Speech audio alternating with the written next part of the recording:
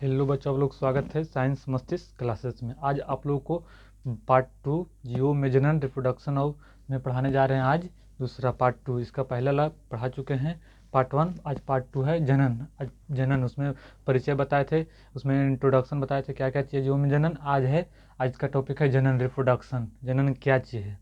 जनन उसको कहते हैं जो अपने से संतान को उत्पन्न करता है। जैसे मनुष्य मानव है तो मानव जो अपने से संतान को उत्पन्न करता है। आकार भी मानव जैसे होता है, सब कुछ स्ट्रक्चर जैसे मानव है तो मानव जैसे अपने जैसे बाल होना, हाथ होना, पैर होना, सब मानव जैसा अपने जैसे संतान है, सेम अपने जैसा होता है। हाँ, अलग होता है क्या चीज़? जैसे उसमें गुणसूत्र अलग होता है क्या चीज़? जैसे कुछ लड़का हो गया, कोई लड़की हो गया, लेकिन मानव ही जैसे तो है, अपने जैसे माता पिता ही जैसे तो है। जो अपने माता पिता जैसा ही उत्पन्न होता है उसे जनन कहते हैं। जैसे गाय देखिए, तो गाय का बच्चा, नॉर्मल सी बात है कि गाय अपना जैसे संतान उत्पन्न करेगा। तो गाय जो होता है अपना स्ट्रक्चर, जैसे गाय का स्ट्रक्चर उसी सेम होता है। हाँ, कलर चेंज हो सकता है, लेकिन गुणसूत्र चेंज हो सकता है, लेकिन जैसे गुणसूत्र चेंज होता है, फीमेल या मेल हो सकता है, लेकिन स्ट्रक्चर तो उसी सेम है। अपने से संतान को उत्पन्न किया, जिससे अपना माता पिता है उसी तो दिया भैंस से, तो भैंस भी अपने संतान को उत्पन्न किया अपने जैसा। जैसे वो हालांकि कलर चेंज हो सकता है, लेकिन उसमें गुणसूत्र चेंज हो सकता है, लेकिन अपने जैसा तो है।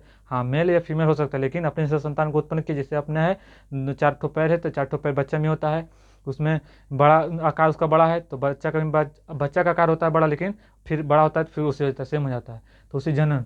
तो जनन रिप्रोडक्शन, रिप्रोडक्शन का आता है क्या कि वह पराक्रम जिसमें कोई भी जीव मतलब एक तो मानव नहीं, सभी भी, कोई भी जीव अपने जैसे संतान को, अपने जैसे, जैसे माता पिता है अपना, जैसे माता पिता सेम है, अपने ही जैसे संतान को, संतान मतलब बाल बच्चा, तो अपने जैसे संतान को जन्म देना जनन कहलाता है। सिंपल जनन तो एकदम सिंपल सी बात है, जो अपने से संतान को उत्पन्न करना ही जनन कहलाता है। जैसे मानिए शेर है, तो शेर है जो अपने से संतान को अपने जैसा रहता है, उसका बच्चा रहता है, तो शेर सब कुछ उसी रहता है, आकार उकार सब कुछ मतलब एक ही तरह रहता है। मानव है तो मानव सेम अपना होता है, लेकिन हाँ, मेल या फीमेल हो सकता है, गुणसूत्र अलग हो सकता है, लेकिन उसमें जो स्ट्रक्चर रहता है माता पिता ही जैसा होता है।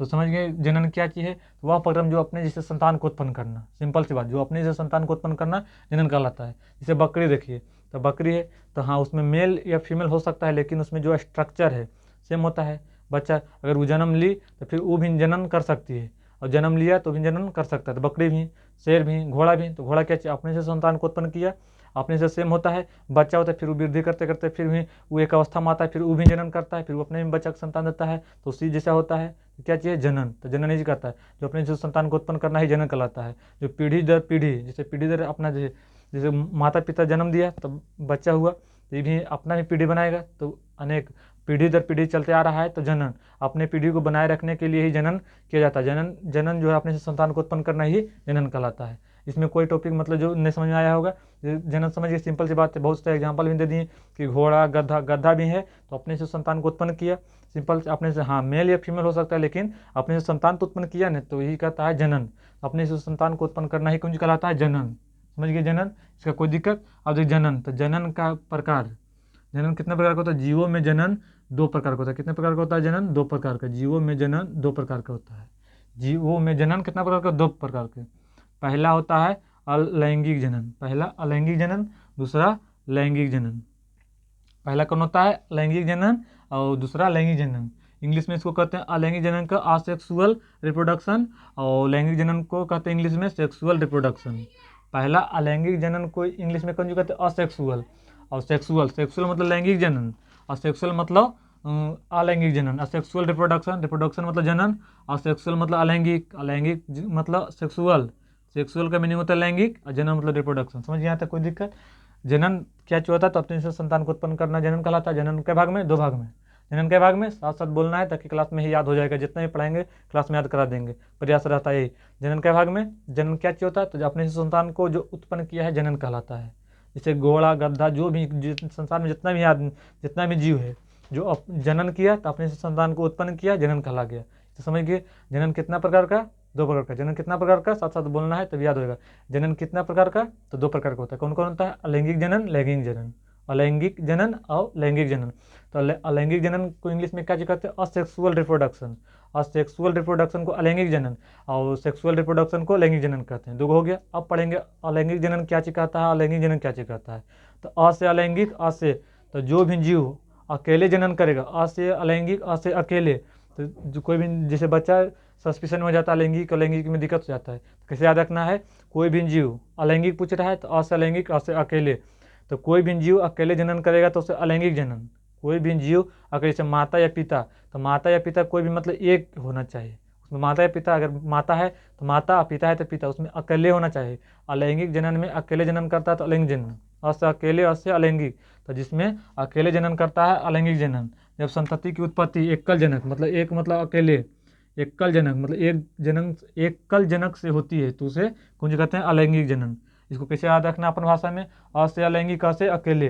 कोई भी जीव अकेले जनन करता है तो उसे अलैंगिक जनन, कोई भी जीव अकेले जनन करता है तो उसे अलैंगिक जनन। अलैंगिक जनन किसे कहेंगे, अ से अकेले, अ से अलैंगिक।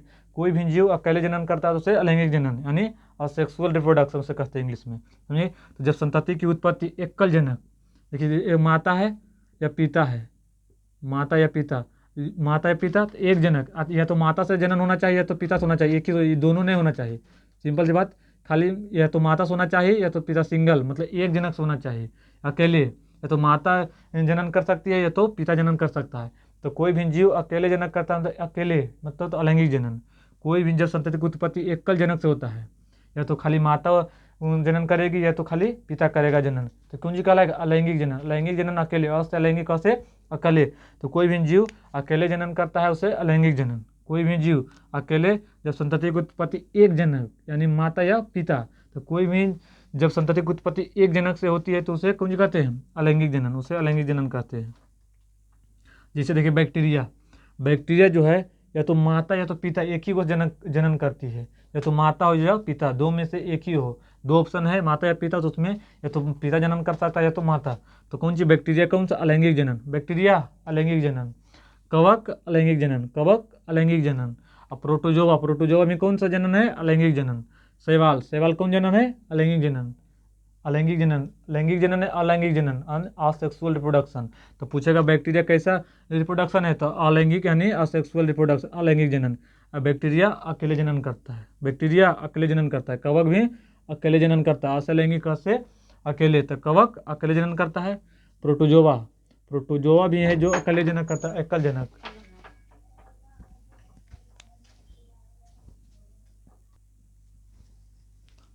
अब आते हैं थोड़ा सा, क्या जी कह रहा था, अलैंगिक जनन जो उत्पत्ति एक जनक के द्वारा, एक कलह से अकेले, यानी या माता या पिता दोनों में से अगर माता अकेले है, अकेले अगर माता जनन की है तो कौन जनन, अलैंगिक जनन। तो अलैंगिक जनन का एग्जाम्पल कौन सा है, बैक्टीरिया, कवक, प्रोटोजोआ, शैवाल। बैक्टीरिया कौन सा जनक है, अलैंगिक जनन। कवक अलैंगिक जनन, शैवाल अलैंगिक जनन, प्रोटोजोआ अलैंगिक जनन। कवक है तो कवक को आता है प्रकृति का सफाई कर्मी किसे कहते हैं, तो कवक कहता है। ये भी याद रखना है, कुछ करके बोल देते हैं, जैसे इसमें लिखाएंगे नहीं बोल देते हैं, याद कर लीजिएगा। पूछेगा प्राकृतिक यानी नेचुरल, प्रकृति का सफाई कर्मी किसे कहते हैं, तो कवक को। प्रकृति का सफाई कर्मी कवक, प्रकृति का सफाई कर्मी कवक को कहते हैं। ठीक, सवाल कुछ ऐसा सवाल होता है जो देखिए, सवाल कुछ खाने वाला सलाद जो सलाद के रूप में खाते हैं, उसमें एनर्जी 75% मिलता है, तो वो आगे आएगा, उसमें बहुत डिटेल से पढ़ाएंगे। ठीक, अब आते हैं अलैंगिक जनन से उत्पन्न संतति क्या होता है, तो ये नोट करके लिखिएगा। अलैंगिक जनन से उत्पन्न संतति, उत्पन्न संतति मतलब बच्चा अनुवांशिक रूप से समान होने के साथ साथ, समान होने के साथ साथ आपस में भी समान होते हैं, इस प्रकार से प्राप्त संतति को एक पुंजक या कलोन कहा जाता है। यही क्वेश्चन फंसाता है ऑब्जेक्टिव में, एक पुंजक या कलोन की कहता है। तो समझना कि जब अलैंगिक जनन, जब अकेले जनन किया तो अलैंगिक जनन उत्पन्न, जब माता या पिता से जनन हुआ तो कौन जो उत्पन्न संतति, जैसे बाल बच्चा उनका हुआ उत्पन्न, संतति का उत्पन्न, अनुवांशिक यानी जेनेटिक, माता पिता जो था अनुवांशिक रूप से समान होने के साथ साथ, जो अनुवांशिक रूप से क्या चीज हुआ, समान होने के साथ साथ आपस में भी समान होता है। सिंपल सी बात, आपस में समान होगा। जैसे माता पिता से है तो माता पिता जैसा कार्य, मतलब माता पिता जैसा है पूरा होगा स्ट्रक्चर, तो समान रूप से समान होने के साथ साथ आपस में भी समान होते हैं। इस प्रकार से प्राप्त संतति को एक पुंजक या क्लोन कहते हैं, कुंज कहते हैं। जब लैंगिक जनन से अनुवांशिक रूप से समान होगा सब कुछ से, तो इस प्रकार के प्राप्त संतति को ही कुंज कहते हैं, एक पुंजक। एक पुंजक मतलब जब कोई पुंज, देखिए तो जब छोटा छोटा चीज़ के जब मिलके एक साथ मिलता है तो कुंज एक पुंजक कहलाता है। तो ढेर सारा मिलके, जैसे समूह कैसे है, तो एक उससे समूह बनेगा नहीं, तो बहुत सारे संगठन सब ऐसे कौन सी समूह, तो उसी, तो एक एक चीज मिलकर कौन सी निर्माण कर दिया, पुंजक। जैसे बैक्टीरिया है तो एक एक बैक्टीरिया मिलकर एक पुंजक, तो उसी कहते हैं एक पुंजक। तो अनुवांशिक समान होने के साथ साथ की अनुवांशिक समान होने के साथ आपस में भी समान हो गया, आपस में भी समान हो गया। इस प्रकार से प्राप्त संतति को कौन कहते हैं, एक पुंजक। एक पुंजक यानी क्लोन कहा जाता है, कौन जी, क्लोन कहा जाता है। तो समझ गए, कोई दिक्कत? इसका आगे यहाँ तक उतार लीजिए, हट जाते हैं, उसके बाद में आगे लिखाते हैं।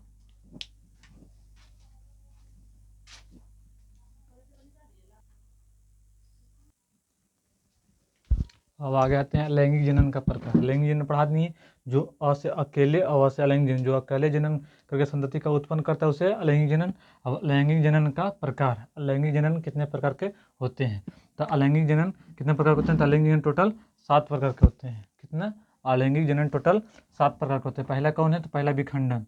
नाम सुने होंगे, अगर 11th में, अगर 10th या 9th 10th पढ़े आ रहे होंगे तो नाम सुने होंगे। क्या अलैंगिक जनन कितना प्रकार के? 7। हालांकि पूरा नहीं बताते लेकिन हम पूरा बता रहे हैं। कितना? पहला है विखंडन, पहला विखंडन, दूसरा मुकुलन, दूसरा मुकुलन, पहला विखंडन, दूसरा मुकुलन, और तीसरा अपखंडन या पुनर्जनन, अपखंडन या पुनर्जनन तीसरा।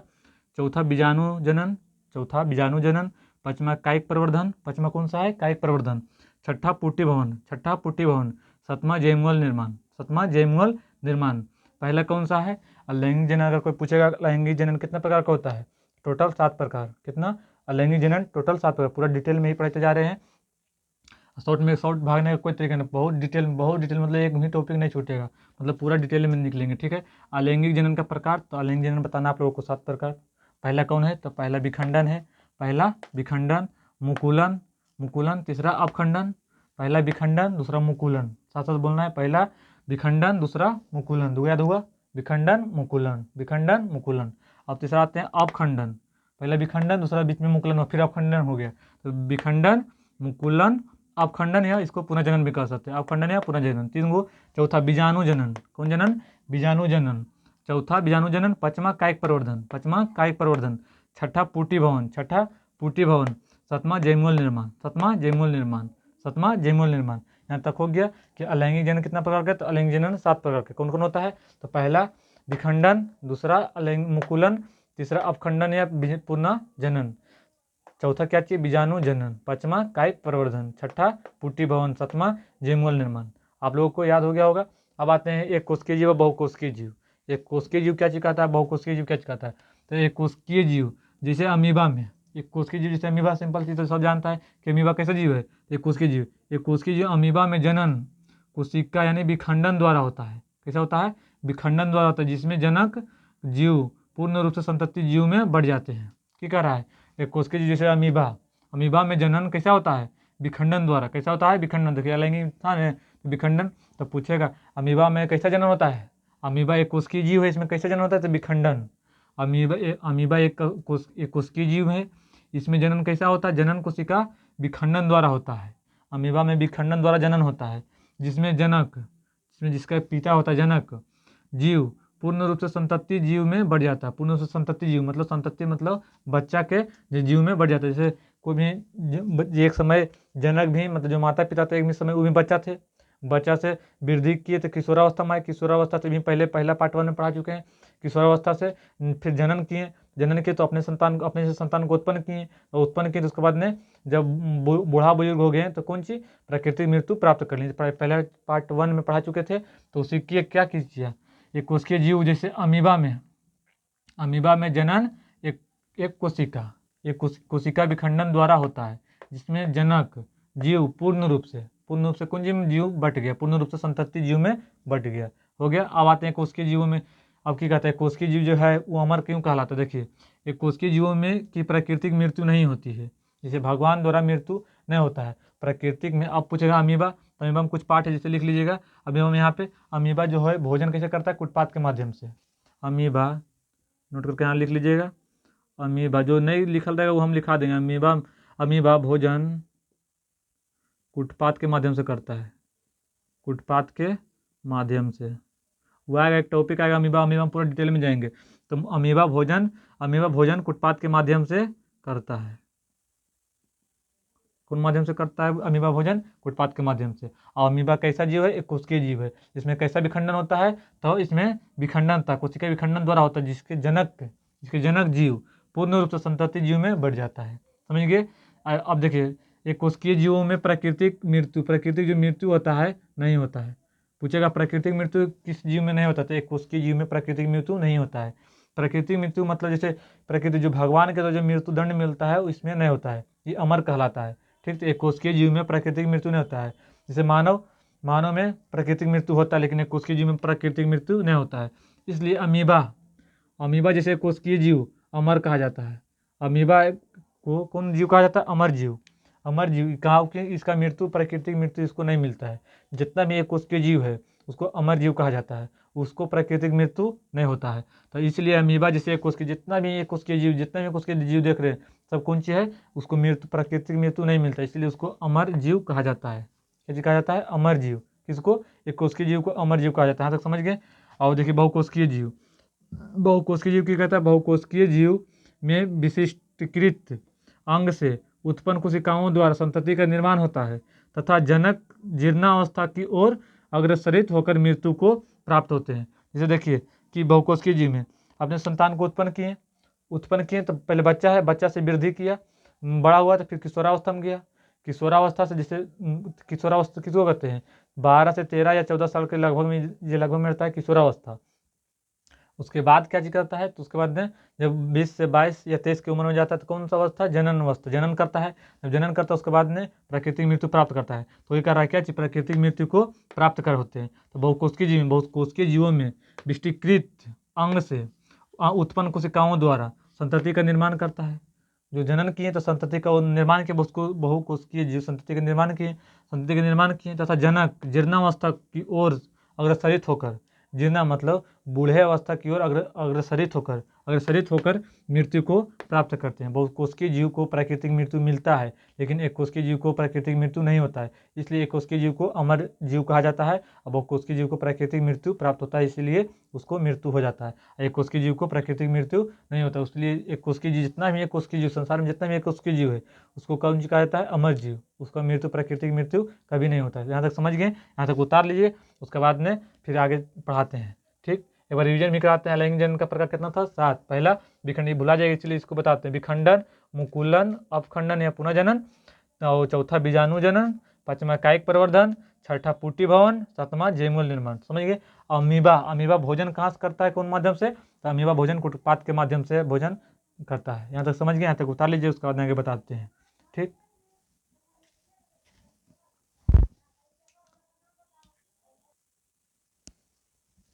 अब आते हैं कोशिका विभाजन या विखंडन। कोशिका विभाजन क्या है? तो कोशिका विभाजन विखंडन अलैंगिक जनन की वैसी विधि। अलैंगिक यानी एक जनक के द्वारा, अलैंगिक जनन पढ़ा है इसके पहले कि एक जनक के द्वारा संतति को जो उत्पन्न होता है उसे अलैंगिक जनन। तो अलैंगिक जनन की वैसी विधि जिसमें एकल जनक या दो या दो से अधिक संतति से में विभाजन होता है तो उसे नए जीवों का निर्माण होता है, उसे विखंडन कहलाता है। जैसे एकल जनन से दो या दो से अधिक संतति में विभाजन होता है, उसे नए जीवों का निर्माण होता है, उसे अलैंगिक विखंडन या अलैंगिक जनन कहते हैं। जैसे ये वो जनन है, यहाँ पे एक जनन है, मानिए यहाँ पे माता या पिता। ठीक, माता है इसमें, तो कौन एक सेक्स होगा? इससे देखिए दूगो बनता है, दूगो, एगो एक्स, तो इसमें भी तो समान है ना। देखिए यहाँ एक दो पुत्र बना, माता मृत्यु मतलब माता के से पुत्री कोशिका का बनना, पुत्री कोशिका, तो कौन जो कोशिका विभाजन हुआ? कोशिका विभाजन क्या चीज कहता है? अलैंगिक जनन विधि। एक विधि यहाँ खाली माता है, पिता नहीं, खाली माता है। क्या चीज है? माता। अब माता है मानी माता, इसमें एक से गुणसूत्र है तो माता है। तो अलैंगिक जनन एक जनक खाली माता की वैसी विधि जिसमें एकल जनन, तो एकल जनन हो रहा है ना, एक ही गुण है, खाली माता है, तो माता में कौन गुणसूत्र? एक और एक। तो एकल जनन से दो या दो से अधिक संतति में विभाजन होता है और नए जीवों का निर्माण होता है, उसे विखंडन कहते हैं। तो एकल जनन था, इससे एक पुत्री का निर्माण हुआ, एक पुत्री निर्माण हुआ, फिर यहाँ पुत्री निर्माण। तो एक जनक से दो या दो से अधिक, तो दो हुआ, दो या दो से अधिक, जब अधिक संतति में विभाजन होता है तो उसे नए जीवों का निर्माण हुआ। तो एक से तो पुत्री है तो नए जीव का निर्माण हुआ, ये भी नए जीव का निर्माण हुआ, तो नए जीवों का निर्माण होना ही कौन कहलाता है? विखंडन। तो विखंडन समझ गए कि है कोशिका विभाजन। अलैंगिक जनन के द्वारा अलैंगिक जनन की वैसी विधि जिसमें एकल जनक से दो या दो से अधिक संतति में विभाजन होता है तो नए जीवों का निर्माण होता है, उसे कौन कहते हैं? विखंडन या अलैंगिक जनन। समझ गए। अब कहता है द्विखंडन का प्रकार। द्विखंडन कितना प्रकार के? 2 प्रकार के। द्विखंडन 2 प्रकार के होता है। द्विखंडन 2 प्रकार के होता है। कौन कौन? एगो द्विविखंडन, एगो बहुविखंडन। एगो द्विविखंडन, एगो बहुविखंडन। द्विखंडन पूछ रहा है क्या होगा? द्विखंडन का प्रकार। तो द्विखंडन का प्रकार होता है 2 गो। पहला होता है द्विविखंडन, दूसरा बहुविखंडन। पहला होता है द्विविखंडन, दूसरा बहुविखंडन।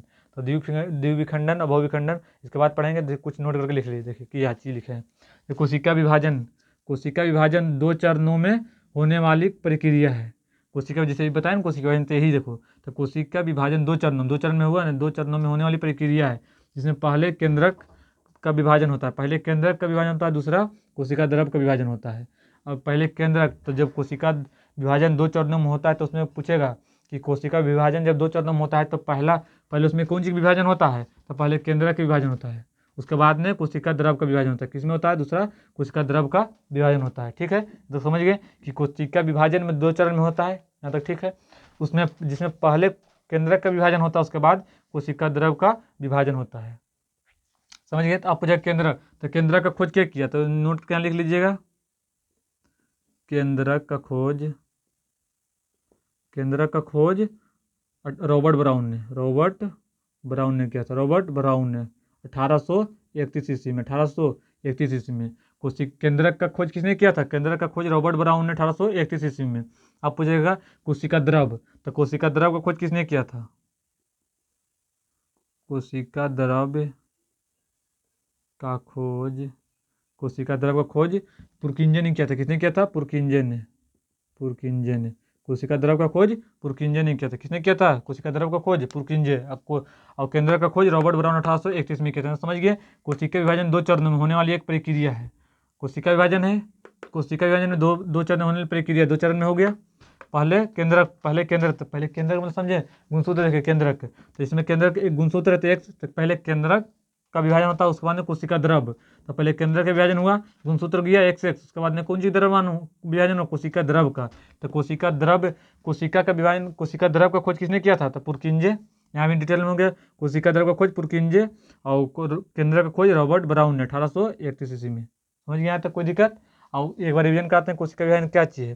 तो कोशिका विभाजन जो अपने अलैंगिक जनन की वैसी विधि जिसमें एकल जनक के द्वारा 2 या 2 से अधिक संतति का उत्पन्न होना अलैंगिक जनन कहलाता है।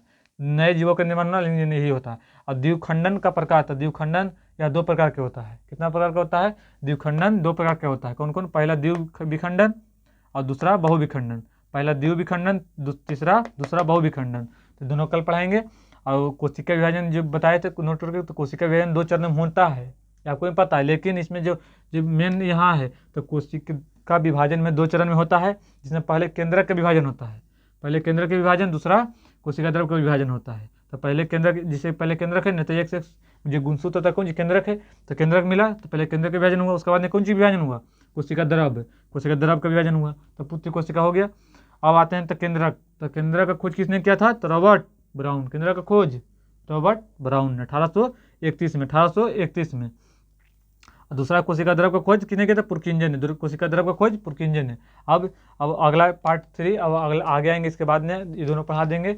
यहाँ तक करने दीजिए। अब आप लोग चैनल को सब्सक्राइब कर दिए। धन्यवाद।